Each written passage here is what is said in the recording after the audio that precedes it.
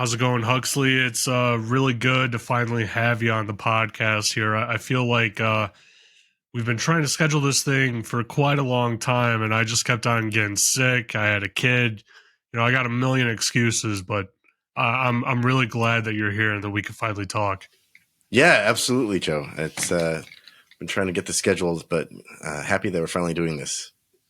Yeah, definitely. So, Huxley, I always start everyone off with telling, how they got into IT, what made them want to go into security. The reason why I do that is because there's a portion of my audience that is kind of in that boat, right? Where they're trying to potentially do a career change. Mm-hmm. They're trying to see if they can actually get into security. And I have found that it really helps everyone to kind of just hear a myriad of backgrounds, right? I've done 150 of these episodes, and I haven't heard the same background twice, which is actually really interesting to me because going into this whole podcasting thing, I thought that I would hear, the same one multiple times, but that's not the case. Right. So I have two stories for you. One is the how I got into security in general story, and then the other one is how I got into it professionally. So the general story is just I was a teenager and I was hanging out with other teenagers. And this was a time when you would do dial up into ISPs in order to get on the internet. And we had to find a way to get on the internet at a substantial discount. And so we tinkered around until we figured that one out. So that's how that happened. Fast forward maybe like 5-6 years, I got my first job off campus, and I was helping out with the IT side, right? System administration, network administration. But one thing I also did was I decided to run a scanner, right? It was called Satan, which is, long abandonedware now, but at the time, like it was the tool. And so I ran Satan on the network, and I was able to find an unknown, it was either Telnet or FTP server on the president of the company's Mac. So apparently his Eudora mail client, if you remember Eudora, his mail client would open up an FTP or Telnet listener for some reason. I forget what the reason was, but I immediately was able to raise my profile in the company because of my finding, and the president of the company decided to take me under his wing and mentor me directly. So that is an early example of how security really launched my career. Huh. I guess that's a situation where it can either go really good or really bad. They could go down the rabbit hole of like, oh, you exploited this, you did this and get rid of you, or they could do what they did and kind of mentor you and take you under your wing and immediately elevate you in the company. Is that kind of how you felt as well? Was there any debate in your head about, oh, should I report this? Should I not? Anything like that? Oh, I was young and not good at making good decisions. All right. So no, I just did it, and I reported it. And luckily, the president of the company was very forward thinking, and he appreciated that sort of hacker mentality, and he went the way that it went. Huh. Which is great. Yeah, when I was early on in my career as well, and I started to get interested in security. I was really trying to get buy-in from the VP and from the developers to enhance our security of this product, and I was having no luck. And so I went down the path of literally, finding a vulnerability. One, I had to learn vulnerability management. So I had to, find this open source scanner because I had no budget or anything like that. Mm-hmm. Scan the product, find the vulnerability, and then exploit it, live in front of the VP. Mm-hmm. And he didn't know that I was going to exploit it live. I just showed him the vulnerability report, and he goes, "Oh no, those are resolved a different way." Mm. And after some Googling, I found the exploit, right? So I was like, okay, well, I launched the exploit and it gets exactly what it's supposed to get. And I showed him, and he goes, "Oh, this is a problem." I was Hmm. like, yeah, it's a big problem. This is like everything on this report is like this, where, it's said that like it's resolved another way or whatever it might be, but it's not actually. And so we're running into these issues. And I didn't realize at the time, I basically volunteered myself to own all of security for that company, which was an interesting endeavor. Like my first little foray into security is like trial by fire. Yeah, yeah, yeah. Same. One big upshot from that, aside from being mentored by president, was that company wanted to start doing security projects. So our very first firewall deployment, they just handed it to me, like, go figure this out. Figure out how to. It was just like an IP based firewall, but you have to go figure that out. I'm like, okay. Yeah, it's always, I mean, it's a daunting task, right? For, I guess, for a lot of people, but it's also a great opportunity. Hmm. And I think people miss out on that opportunity because they're too scared or not used to that uncomfortability or uncomfortable zone, that area that it puts them into. And there's been several times, almost every project that I've taken on has been something that I knew nothing about. Like I've Right. never done it before. You kind of know the gist of it, right? Like how it would work and whatnot, but never logged into this tool or any of its competitors.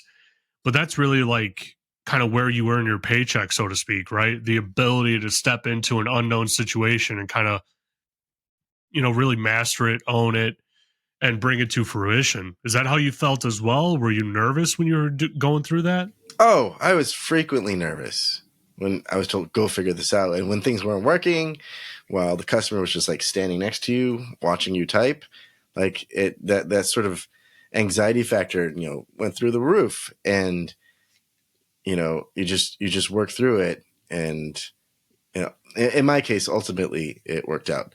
But I will say one thing. When I was that young, I was really bad at determining whether or not this unknown is something that I could overcome, versus like, this is way more than I can handle. Like, as I've gotten more experience, like I could better gauge like, the size of the unknown there. Yeah. Yeah, I think that's a big thing as well. Is when you're early on, when you're young in your career, you're not able to gauge, as easily what the work effort is like, what the difficulty level is, if it matches up with your skill sets, even remotely. And so I feel like early on it's important to take everything that you're offered and fail quick, Yes. fail early, Mm-hmm. and get that through, right? Because like you said, right, you're in this situation where you have to deploy something and own a product at a customer, right? And that customer is, on your back, so to speak, right? They're Mm-hmm. right there, watching every move that you make. And maybe they're more intelligent or aware of this product than you are. And so they can sit there and be like, oh, he's making the wrong move. Right. He's doing the wrong thing there, And that has happened. That has happened. Yeah. But you know what? I think another great thing, just following up on something you said, another thing that's really good about consulting, security consulting, is it forces you into this practice of estimating effort, and forces you into this practice of tracking your time. So you get better at that sort of estimation, as you get more experience. Yeah, that's a good point. I was introduced to time tracking when I was working for a credit bureau, and the manager that I was working under would just have us, working insane hours on these projects. It was crazy the amount of effort and time that we were putting into it. And the manager in between us and him, got to a point where he said, I need everyone to just track their time, because when I push back on him, you know, giving you these hours and whatnot, like he says that you're not working that much when I know that you are. And so we need to keep record of and track everything. And it was actually a very valuable skill. I thought that it was really tedious, that, it was really dumb that we were doing that and everything else like that. Right. But now, coincidentally, I do it at every other job just as like my own safeguard, right? Maybe I need to dial it back a little bit, give myself more time to recoup and Hmm. rest and things like that, right? Like that's now my mentality with it because in security you could literally just work 24 hours a day and not run out of work. Oh, That's the problem. there are more vulnerabilities than anybody could ever remediate. That's 100% true. Yeah, I mean, that's just talking about on-prem, right? Hmm. Like when you say that, I think of on-prem vulnerability management, but when you add in the cloud, Hmm. I mean, that's tens of thousands. And And that's it's changing all the time, right? Because right. developers, other engineers, they have the ability to spin things up and down all the time. So whatever point in time snapshot you have of vulnerabilities and that attack surface, like it's already wrong by the time you look at it. Yeah, which is I mean that's like the most challenging part of it, like at my current job we do like a daily report. It's a daily scan, the report goes out, right? And it's always challenging, from the aspect of when you start including dev environments into your overall reporting of the numbers and whatnot. It's like, well, the developers need a place to play. If Yep. this dev environment has no connection to anything else, what does it really matter if it has 50 critical vulnerabilities, right? Because there should be no, customer data in there or anything like that. Should be being the operative word there. Yeah, yeah. But There's we have seen examples where dev environments were part of the attack chain, right? They weren't the end goal of the adversary, but they were able to laterally move through that dev environment to get to something that's more valuable. So uh, you could say that, but you're leaving yourself a gap there in terms of your defense. And I'll say another thing about devs. There's also been documented examples where dev credentials were used to get into production environments, right? Certain devs right. do need to get into production environments to do some sort of troubleshooting. And if those are not properly decommissioned when that developer leaves, like that's another attack vector. So, yeah, no, dev environments are totally in scope as far as I'm concerned. Yeah, that's you bring up an interesting point. You're always taught, right? As soon as someone leaves the company, you should be disabling their account, immediately, right? That's just good practice. And sometimes it's hard to keep track of that, to keep the checks in place, right? To make sure that people are doing it and whatnot. And a friend of mine, he works for a different company, a company I've never been a part of or anything like that. I won't name them. Um, but he said that a former, systems engineer had left the company Hmm. under what seemed to be good terms. And apparently he had some issue, with the company or with some product or whatever it might be. And that's why he actually left, but he didn't tell anyone that. And 2 months later, I mean, this is literally months later. Like this guy already has another job and everything like that, right? Hmm. Months later, he gets bored and he starts, hacking the environment, using his old account, um, and getting into places that he shouldn't be getting into and downloading data that he shouldn't be. And, it took them maybe a day, right, to figure out who was doing it, where it was coming from, that sort of thing. But the damage is still being calculated. Like they still don't know absolutely everything that took place. Maybe he did actually use that account within those first 2 months and they're just now seeing it. It's a complex complex problem to Yeah. solve. Yeah, the example I was thinking of was this very large company that has an online meeting product, and the developer left, and many months later, that person's credentials still worked, and he logged into the production environment and just started taking down servers that supported this online meeting product. Jeez. And um, the company explained it away as they were doing some like chaos engineering testing. But ultimately, it came out, and not only there were I don't know what the dollar amount was, but some like humongous dollar amount of damages. But on top of that, like there was a lot of reputational damage because the CEO of this company had to go on Twitter apologizing for the outage. And it was more embarrassing because the CEO at one point said, "Okay, it's all fixed now," and then somebody else posted on another tweet that says, "Nope, still not working."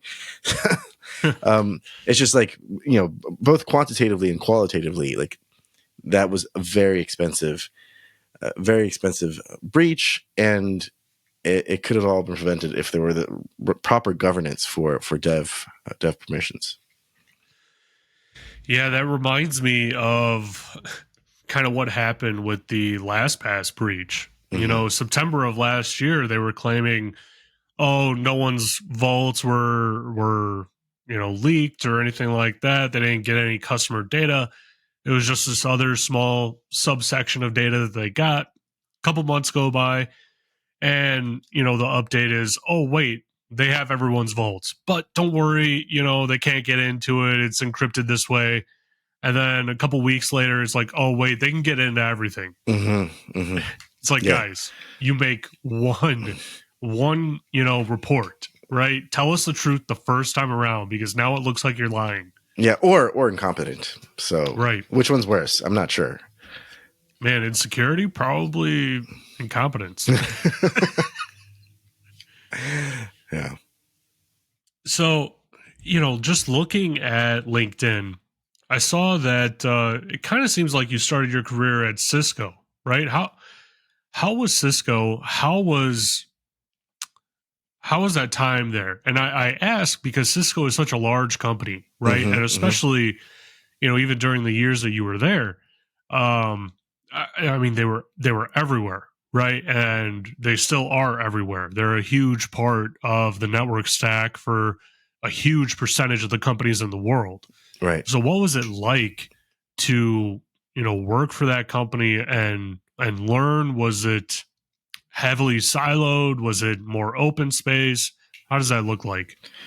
Yeah, I would say I watched Cisco go through this transition from a long time ago where it was purely, or not purely, but let's say really route switch focused. And a lot of the motions within the company were really focused on that. So I was there to witness the formulation for the first time of the security services division, for example. So building up capabilities around delivering security services, both on the offensive side as well as the defensive side, and things like this. And now, like, it is a part and parcel for the company, even with the products, of course, right? Products and services.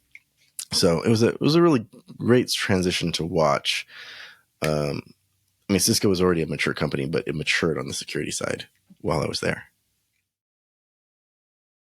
Yeah, absolutely. It's always interesting, right? When I don't look at Cisco products that often. Um, the reason is because I'm not a network engineer. I'm not even a network security guy, right? So Right. thankfully, I do not have that headache because when I was trying to get into security, I was studying for the Network Plus, and that book would just put me to sleep every time, right? And so I'm like, okay, networking probably isn't for me. Right.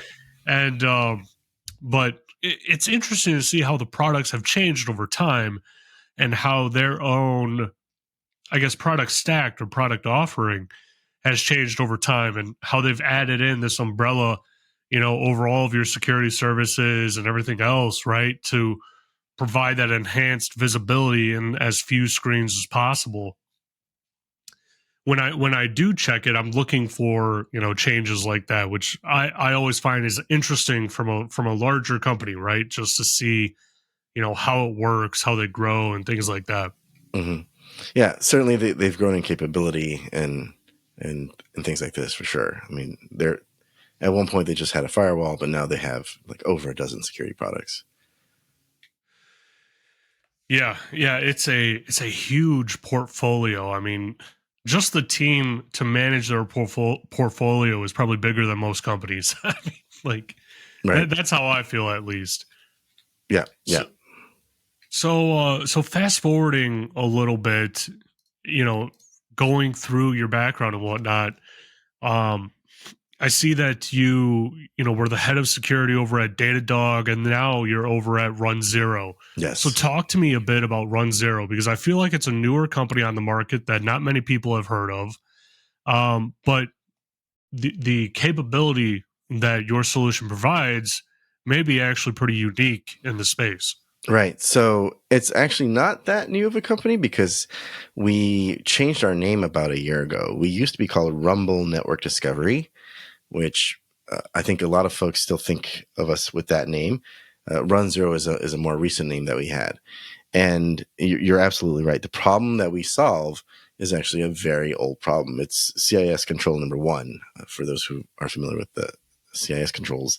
And this actually kind of goes back to me running Satan back at that really first company that I worked at off campus.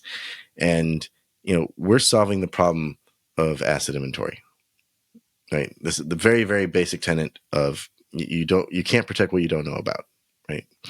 And so tracking down those unknowns on your network is absolutely crucial if you're going to have a credible defense. And the thing is, that problem cannot be solved with tools like Satan anymore. Because, 20 years ago, 25 years ago, we in security were asked to protect the office, basically, right? You got your desktop on your desk in your office, and basically everything was there. And you could even get away with edge protection, right? Just throw up a firewall, and maybe you can get away with not having any sort of endpoint protection because you're protecting the perimeter. Now, that's changed. That has changed entirely, right? You are now being asked to protect not just the office, but all of those devices in the cloud and all the devices that have left the office and gone to the coffee shops or to remote employees' homes. And aside from that sort of divergent environments, but there's also been other things that have happened, like the rise of bring your own device, for example. So you have all these different devices showing up on your network, which you may not even manage. There's also the rise of IoT, right? Building automation and things like this. Smart speakers, which we didn't have 20 years ago. And then finally, there's this convergence of IT and OT. So many security teams are now being asked to manage the factories or the water treatment plants or the medical devices, in addition to the traditional IT devices. So you need a modern tool to handle this type of cyber asset management. You need a modern tool to go and do that type of asset discovery. And, what I'm finding is a lot of folks that think that they have that some of their current tools that sort of does some sort of asset discovery on the side, they think that those are good enough when in fact those tools are really not addressing the unknowns in your network. They don't find those unmanaged devices. And even if you think, okay, well, with my existing tools, I can have like 95% coverage of the devices that I have. It doesn't mean that only 5% of those unknown devices only have a 5% negative impact on your security posture, because those unknown devices actually have an outsized impact on your security. Like, those are the ones that the adversary is going to go for. They're not going to go after the devices that are up to date on their patches, that already have an EDR on it. They're going to go find that one device that you have that's been sitting there in the corner, that's not been up to date because nobody knows what it does anymore. And they just sit there and they lurk on that machine for as long as they need to do further recon on your network to find the crown jewels. And so people think, oh, I have my EDR, that's my asset inventory, or I have my vuln scanner, so that's my asset inventory, or I have my NAC, and that's my asset inventory. When in fact, those solutions, when they do asset discovery, are optimized for managed IT devices, not those unknowns on your network that are going to matter more to you. Those are the critical attack vectors.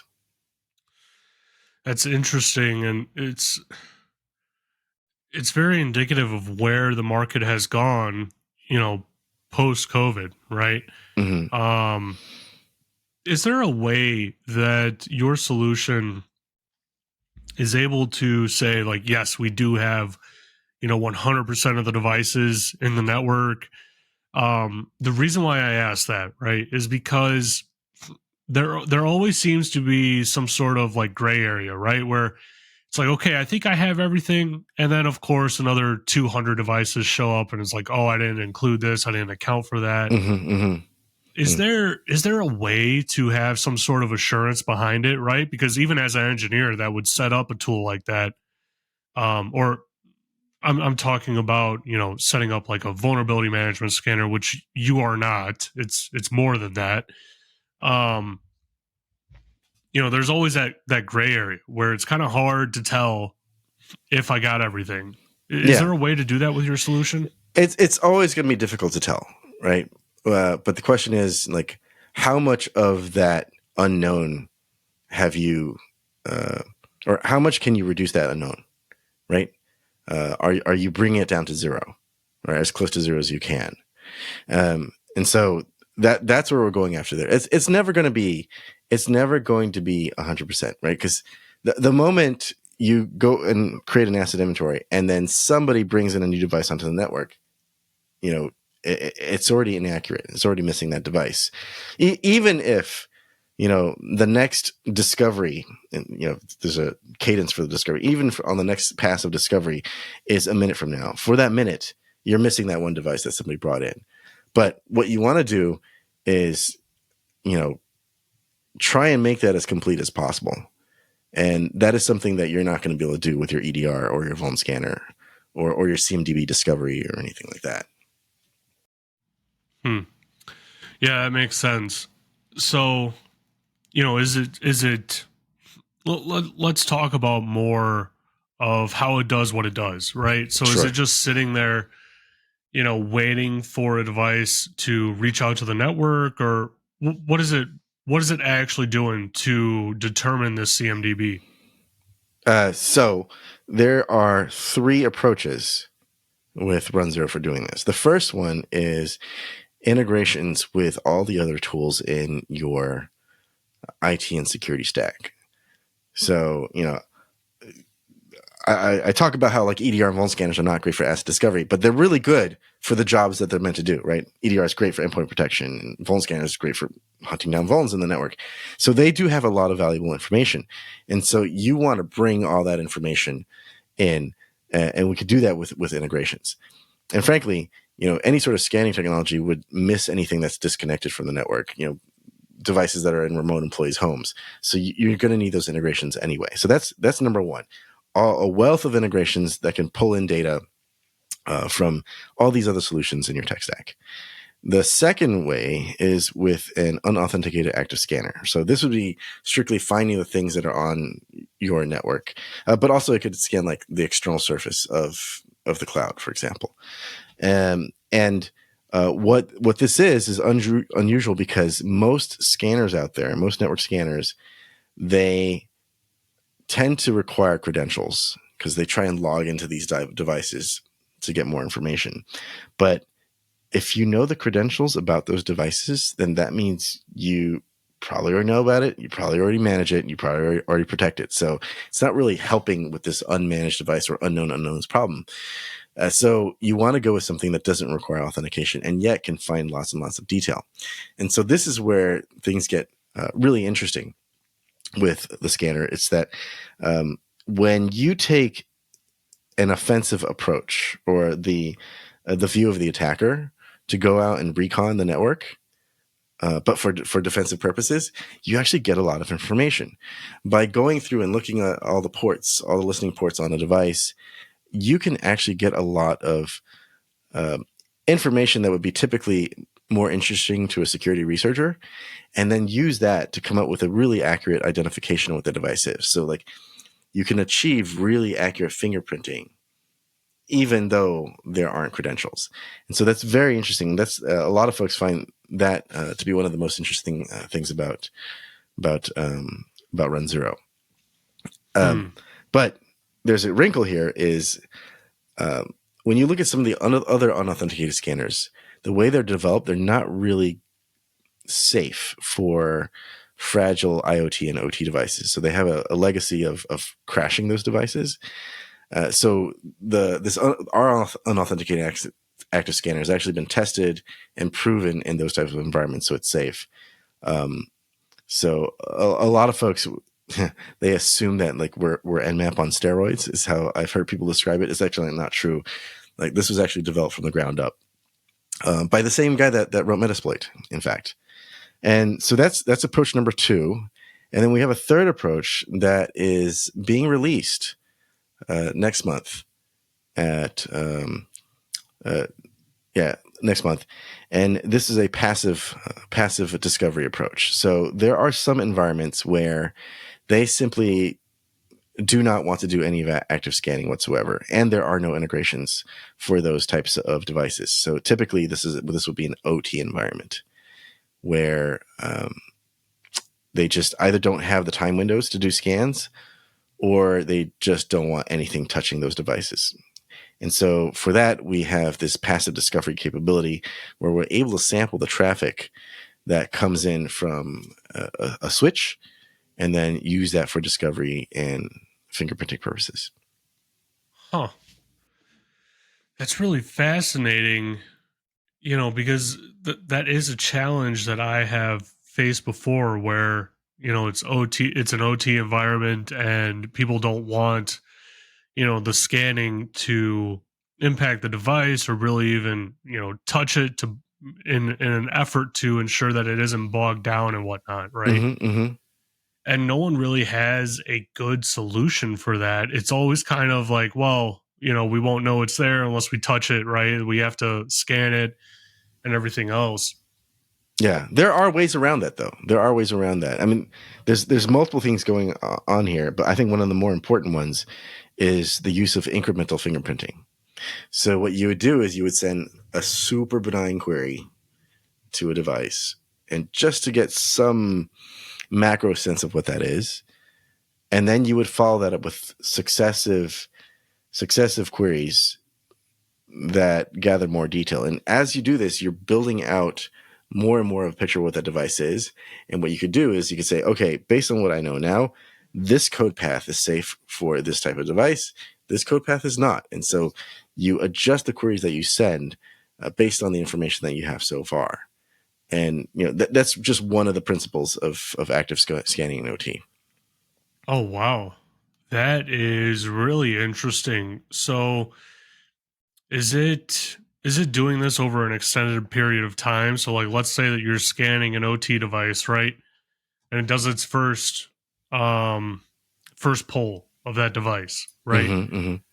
Is it then on, let's say, in the management console, is it then going to say like, hey, we'll have a better picture of this device within 2 days or 3 days, whatever it might be, because you're spacing out No, those no, polls? no. Or It's not over days. It's over seconds, oh, right? wow. And it's not even in the console. So there's a piece of software that's called the Explorer, and that is sitting on some host that you would provide, right? The entire solution is software. There's no hardware component to the solution that's provided by the company. Like you the customer, you provide the hardware for it, or the virtual machine, your pick, and you would deploy the software that's called the Explorer, and it itself has that logic that can do that incremental fingerprinting. Huh. That's interesting. That's a new way of thinking about this problem and kind of attacking attacking this problem, so to speak. Yeah, yeah, for sure. And there's other things that you would do when you actively scan OT that's really important too. But I think, to your point, this is the most relevant principle out of the 5. But Yeah, again, absolutely. if active scanning is not your cup of tea, then there's also this passive traffic sampling capability that's due to be released soon. Hmm. So where do you see the space going? Right? Is it still growing? Is it still evolving? Because the reason why I ask, right, is because for a while there, we didn't see a whole lot of innovation from competitors like Nessus and Tenable and Qualys, right? Mm-hmm. That were kind of legacy solutions in this space. Yeah. And now we have solutions like yours coming along that are kind of revamping and remapping what it means to be this type of solution. Where do you see, your solution, your company going, in the next couple of years?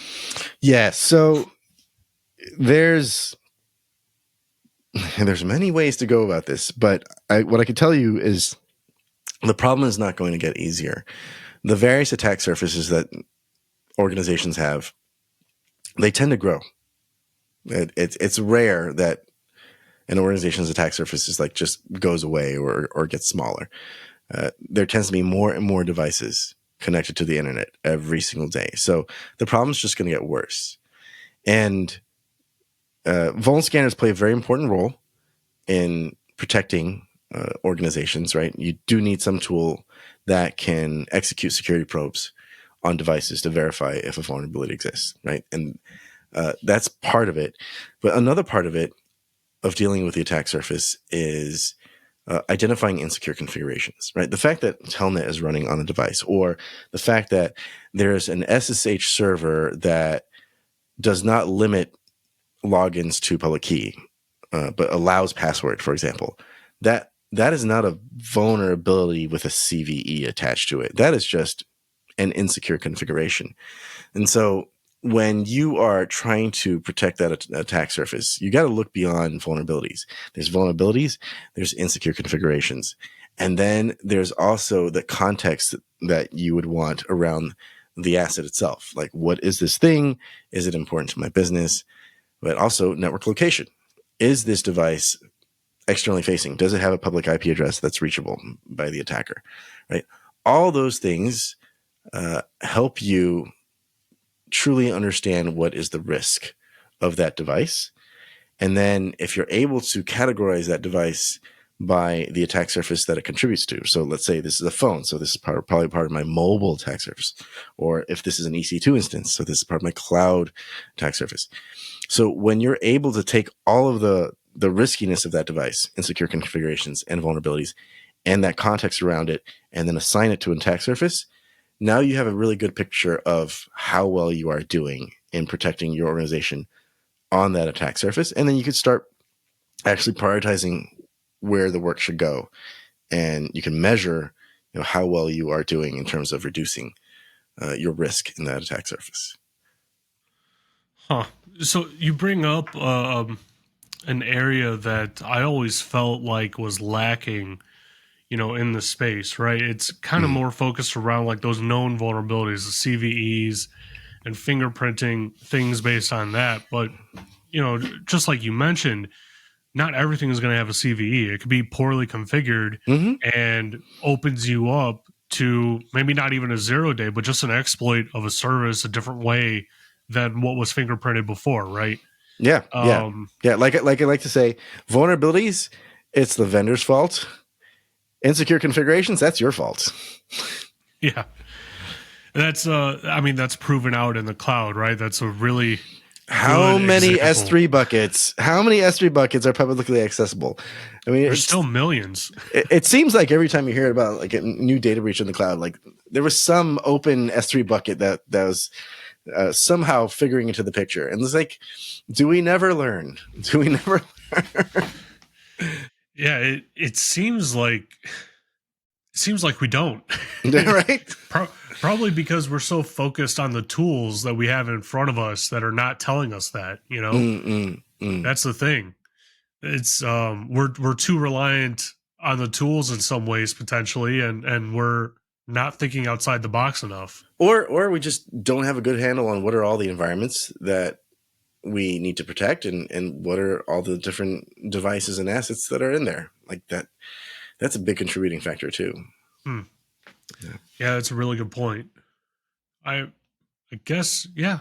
I mean that's a huge part of it, not having a good handle on your environment. And it's funny, I worked for a company fairly recently, and the security manager would always complain when having a CMDB was not on the must have projects list for the year. And he had been requesting it for the last like 7 or 8 years, and it would always come back to that thing for him. He goes, how in the world do I know that I'm protecting entirely everything in this company if we don't have a CMDB? So we don't even know what we have. We just kind of assume that we're able to protect it all. Yeah, and it doesn't necessarily need to be a CMDB, like a full-on like CMDB. Like it could just be some sort of asset inventory that comes from a cyber asset management solution. In fact, for Run Zero, one common use case for customers is to take the data that was discovered by Run Zero from those 3 different discovery approaches, and then importing that information into the CMDB for other reasons, right? So because with most CMDBs, the CMDB itself is fine, and the sort of ITSM workflows on top of the CMDB, like that's all, top notch. But the discovery component, or I should say, the default discovery component that comes with the CMDB tends to not do a very good job of discovering devices. Yeah, that is very true. I used to work with a solution that would, claim that they could have a CMDB. And once I started to do a deep dive into what the solution was actually doing, it was just nmap. It was literally normal nmap commands. I'm like, guys, come on, I could do this myself. Like, Right. you're not Right. doing anything special. You're not doing anything unique here that we aren't already doing. It's just it's an interesting space to see continually evolve. I always felt like when I was in the area of specialty with this, right, I felt like the area was stagnant, but it's nice to see another company come along that approaches the problem a different way. Yeah, it's an old problem with some new ramifications, of course. Yeah. And to take on those new ramifications, you do need to have a modern approach to the problem, right? You can't just run nmap necessarily. Nmap was released at like DEFCON 8 or Long 9 or time something ago. like that. Yeah, so that would have been like the late 90s. Oh. Yeah. Well, Huxley, we're unfortunately running out of time here for our episode, but before I let you go, how about you tell my audience where they could reach out to you if they wanted to reach out to you, and where they could find Run Zero? Sure, yeah. So I'll start with Run Zero. Just go to runzero.com, runzero.com. There is a free trial where you can try out all the different features, but there's also a free forever edition. So you start the trial and it downgrades to the free forever edition, which is really great for doing asset discovery in your house or just to tinker around and to try it out. To start the trial, you don't need to provide a credit card or anything like that, and no salesperson is going to call you. But you're welcome to just like try it out at home and see if you like it. For reaching out to me, my name is Huxley Barbie. You can find me on LinkedIn. You can also find me on Twitter, and you can also find me on the infosec.exchange instance for Mastodon. So LinkedIn, just look for my name, Huxley Barbie, and Twitter, it's at Huxley_Barbie, and then on InfoSec Exchange, it's just at Huxley, but I'm sure you'll provide the links in the show notes. Yeah, absolutely. Well, thanks, Huxley, and I appreciate you coming on, and I hope everyone enjoyed this episode.